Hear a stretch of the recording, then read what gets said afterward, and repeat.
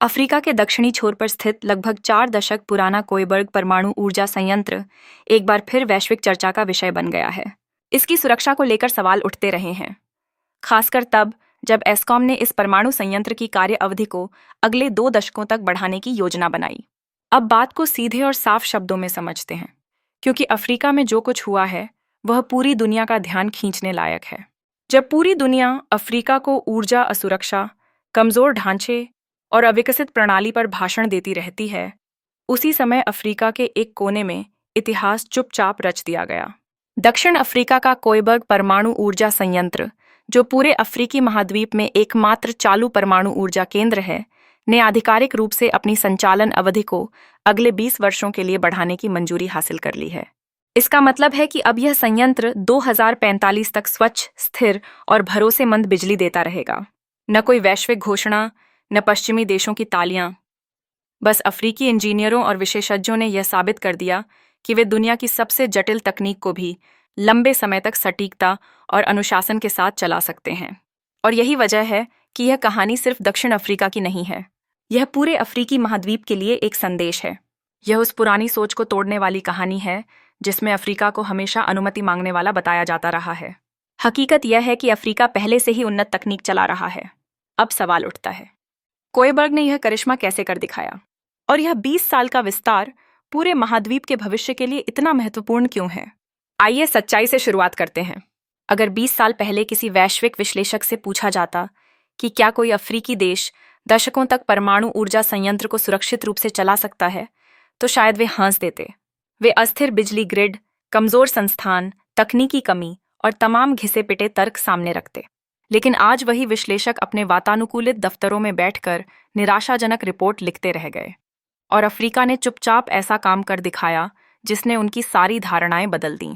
Cape Town के पास खड़ा कोयबर्ग परमाणु ऊर्जा संयंत्र, जो 1980 के दशक से कार्यरत है, अब आधिकारिक रूप से अपनी दूसरी इकाई के लिए 20 वर्षों का संचालन लाइसेंस प्राप्त कर चुका है। इसका अर्थ है कि यह परमाणु संयंत्र अब 2045 तक काम करने के लिए अधिकृत है।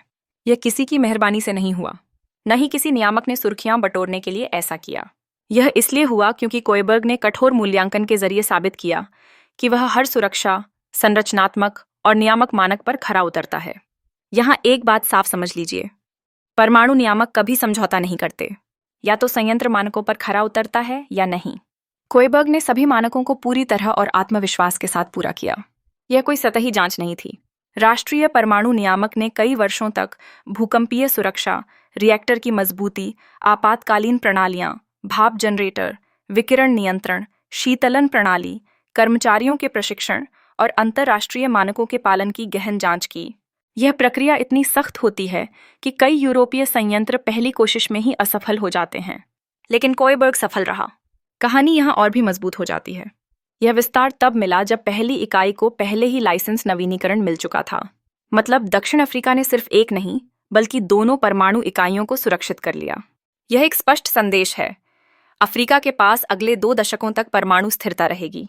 सालों तक अफ्रीका को बताया गया कि परमाणु ऊर्जा उसके लिए बहुत जटिल है, लेकिन इसी दौरान कोयबर्ग वह कर रहा था जो कई विकसित देश आज भी ठीक से नहीं कर पाए हैं। 4 दशकों तक परमाणु संयंत्र को सुरक्षित चलाना।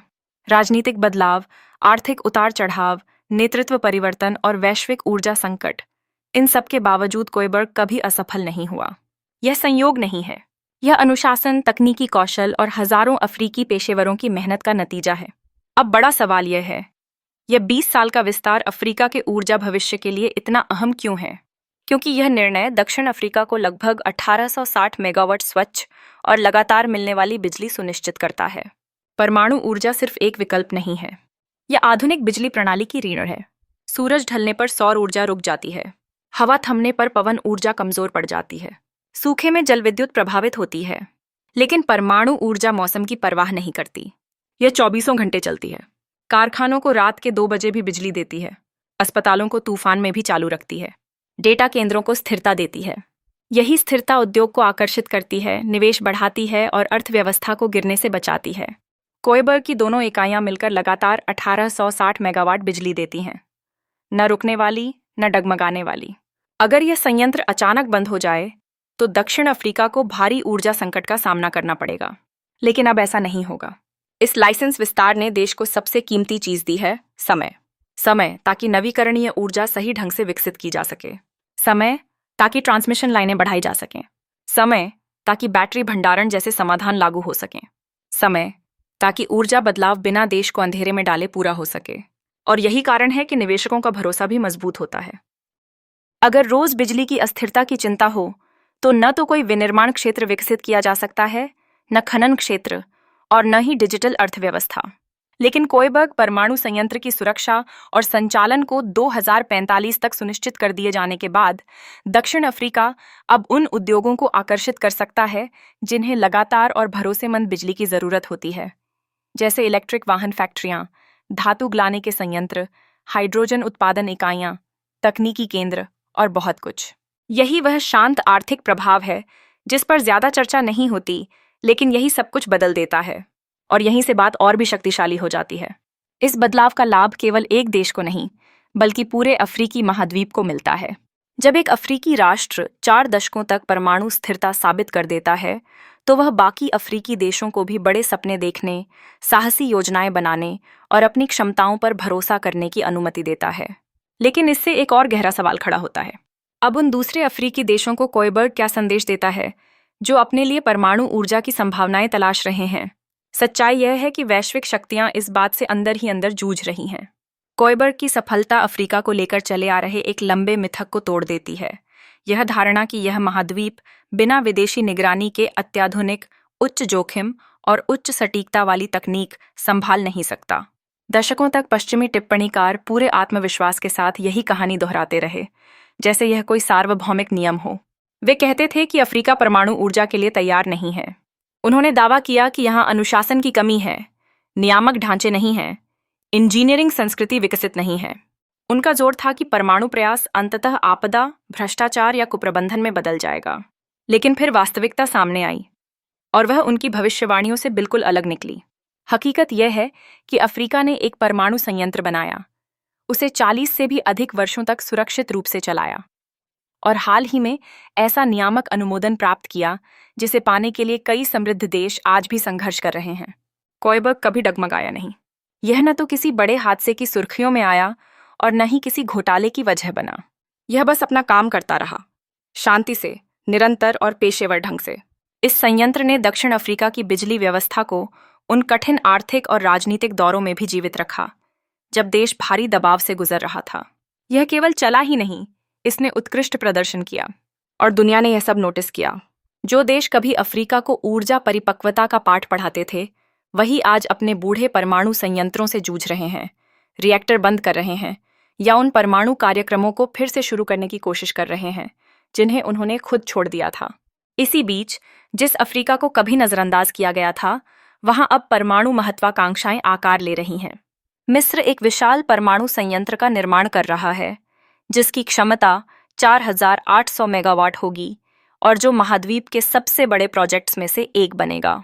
नाइजीरिया औद्योगिक क्षेत्रों को ऊर्जा देने के लिए छोटे मॉड्यूलर रिएक्टरों पर वैश्विक साझेदारों से सक्रिय चर्चा कर रहा है। केन्या ने चुपचाप एक परमाणु ऊर्जा नियामक प्राधिकरण स्थापित कर लिया है ताकि अपने पहले रिएक्टर की नींव रखी जा सके। घाना, रवांडा, युगांडा और जाम्बिया ने भी परमाणु ऊर्जा अपनाने की दिशा में औपचारिक कदम उठाए हैं। इंजीनियरों को प्रशिक्षण देना, कानून बनाना, सहयोग समझौते करना और वैश्विक विशेषज्ञों से संवाद करना। क्यों? क्योंकि कोयबर्ग ने एक ऐसी सच्चाई साबित कर दी है जिस पर अब बहस नहीं हो सकती। अफ्रीका परमाणु ऊर्जा के लिए बहुत जोखिम भरा नहीं है।